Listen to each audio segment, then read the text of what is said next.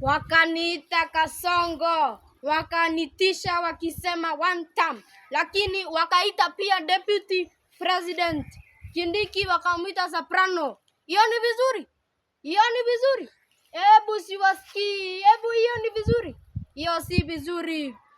Na pia walikuwa wanasema ati Wamuthende hawezi shinda. Nilituma deputy president mwenye walikuwa wanaita Soprano, akakuja wakaimba Wamuthende, Wamuthende, Wamuthende, Wamuthende, Wamuthende, Wamuthende, gita, Wamuthende, Wamuthende.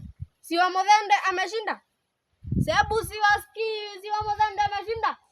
Wamuthende atatengeneza stima.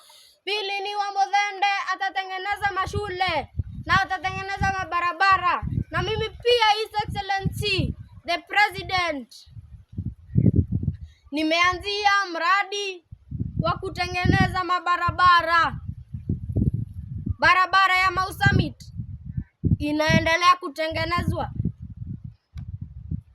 In 2022 I had a vision to tell, but right now I have a story to tell.